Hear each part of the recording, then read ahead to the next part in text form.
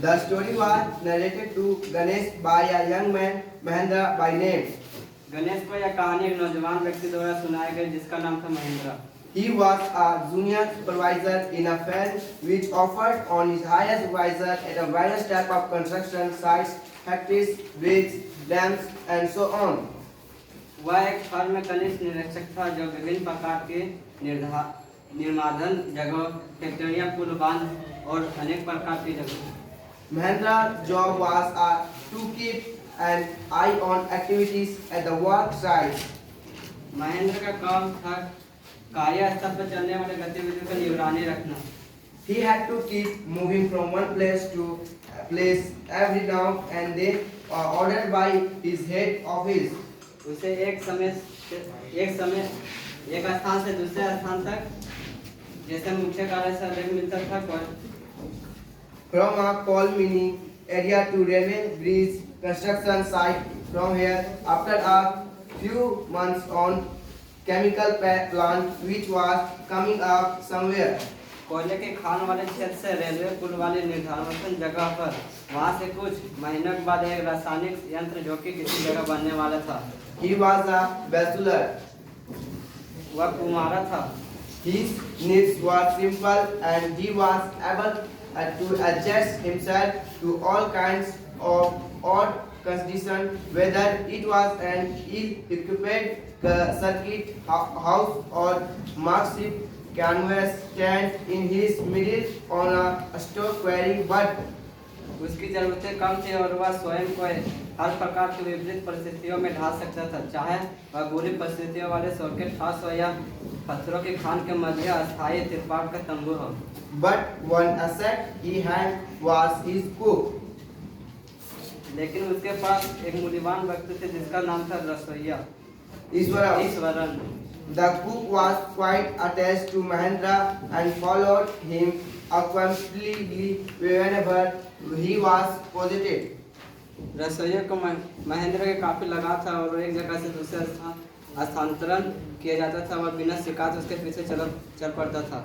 He cooked for Mahendra, wore his clothes and chatted away with his master at night.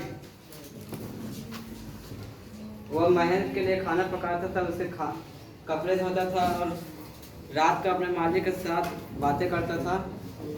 He could weave out endless stories and anecdotes on various subjects. वह विभिन्न प्रकार के अध्ययन कहानियां और किस्से गढ़ सकता था। Iswaran also had an amazing capacity to produce vegetables and cooking ingredients seemingly out or nowhere in the middle of a desert landscape with no shops visible for miles around. Eswaran के अंदर एक अद्भुत क्षमता थी जो वह सुनसान स्थान पर भी जहाँ मीलों तक चारों ओर कोई दुकान नहीं दिखाई देती थी, वह वहाँ से कहाँ से पता नहीं सब्जियों खाना पकाने का सामान उत्पन्न कर देता था।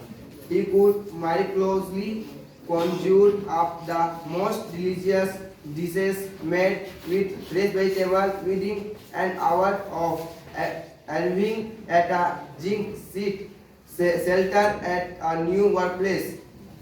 वह जादुई तरीके से एक नए कार्यस्थल पर जैसे कि चादर से बने छत के आश्रम में पहुंचने के घंटे के अंतर ताजी सब्जियों से बने सर्वश्रेष्ठ स्वादिष्ट व्यंजन प्रकट कर देता था।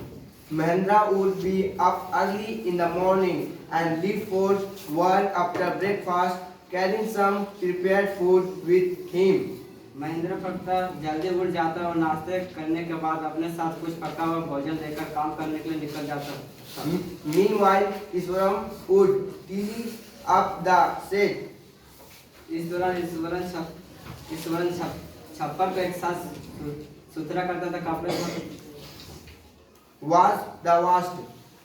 कपड़े धोता था and have a leisurely bath, pouring several buckets of water over his head. अपने सिर पर पानी के बहुत से बाल्टियां उठेल कर आराम से नहाता। Muttering a prayer all the while. पूरे समय एक प्रार्थना धीरे धीरे बुदबुदाता रहता था।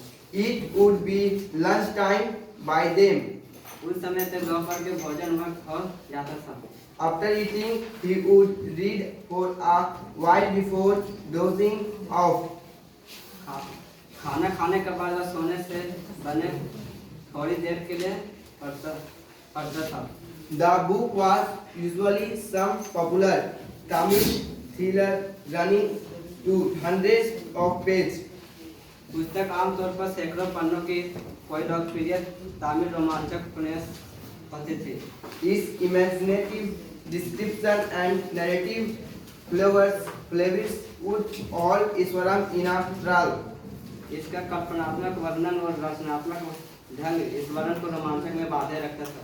His own description was greatly influenced by the Tamil all the authors that he read. उसे खुद के विवरण भी उस तमिल लेखकों से बहुत अधिक प्रभावित होते थे। When he was narrating even the smallest of editions, जब कभी वह छोटे से छोटे घटना भी वर्णन करते थे, he would try to work in suspense and surprise ending into the account. वह कोशिश करता था कि रहस्य पैदा किया जाए और वर्णन में आश्चर्यजनक डाला जाए। For example, instead of saying that he had come across an unrooted tree on the highway, he would say with eyebrows suitably arched and hands held out in a dramatic gesture. उदाहरण के तौर पर यह कहने के बजाय कि उसके राजमार्ग पर एक उखड़ा हुआ पेड़ था, वह आंखें और भैरों को उचित रूप से चाप की तरह घुमाकर वह हाथों को नाटकीय अंदाज में बढ़ाकर कहता। The road was deserted and I was all alone. सड़क सुनसान थी और मैं बिल्कुल अकेला था। Suddenly I spotted something that looked like an enormous bushy leaves lying sprawled across the road.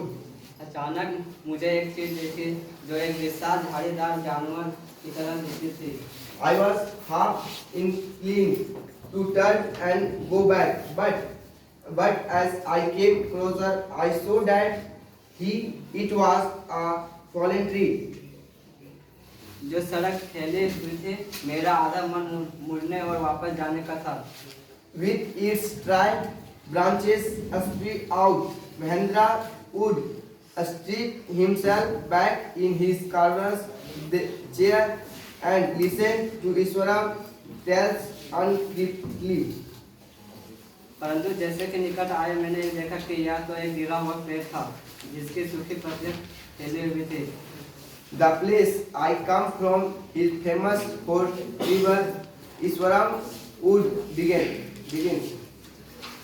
Mahendra अपने वापस कैनवस के कुर्सी पर पीछे की बैठा खेला जाता और ईश्वरन की कहानी को बगैर आलोचना किए सुनता। There is a richly wooded forest all around. जिस स्थान में आया वह इमराती लकड़ी के लिए प्रसिद्ध है। The logs are hopped onto his lorries by elephant.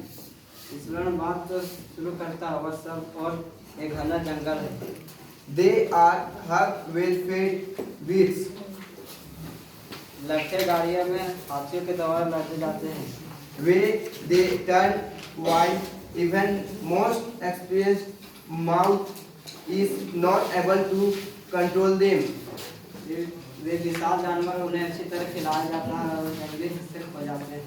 After this prologue, Iswaram would launch into an elaborate anecdote involving an elephant.